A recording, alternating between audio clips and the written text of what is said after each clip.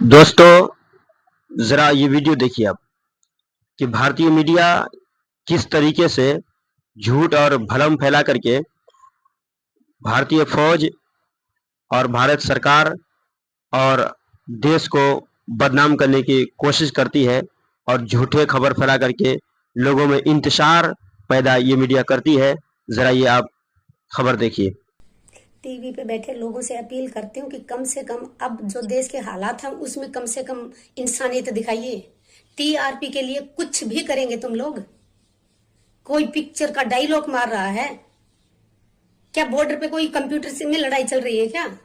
शर्म आनी चाहिए तुम लोगों को। जिस माँ का बेटा वहां बॉर्डर पे गया हुआ है, क्या वो माँ के गले से रोटी का एक निवाला उतर रहा है?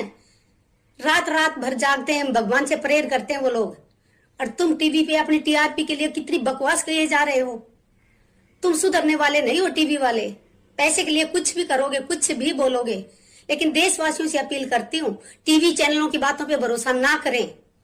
भारतीय सेनाओं पे हमें पूरा भरोसा है। हमारी भारतीय सेनाएं बहुत मजबूत हैं, बहुत बहादुर हैं, और जब रोज जिस तरह से फेक न्यूज चलाई जा रही है उससे देश को कितना नुकसान पहुंच रहा है।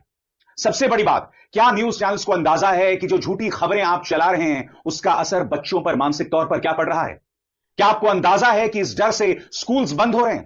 क्या आपको अंदाजा है कि आपकी फेक और फर्जी न्यूज की वजह से सीमा पर जो लोग बसे हुए हैं उन पर कितना बुरा असर पड़ रहा है? हमारी सेना दो मोर्चों पर लड़ रही है।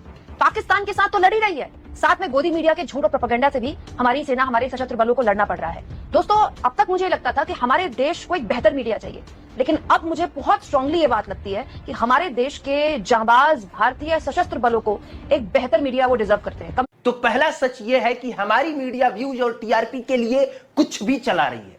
कुछ भी का मतलब कुछ भी। और उधर पाकिस्तान का तो पूरा तंत्र ही झूठ की नींव पे खड़ा है। जैसे कि वहां के रक्षा मंत्री कहते हैं कि हमने भारत के 5 विमान मार गिराए, और जब सवाल पूछा जाता है कि इसका प्रूफ क्या है तो कहते हैं सोशल मीडिया पे।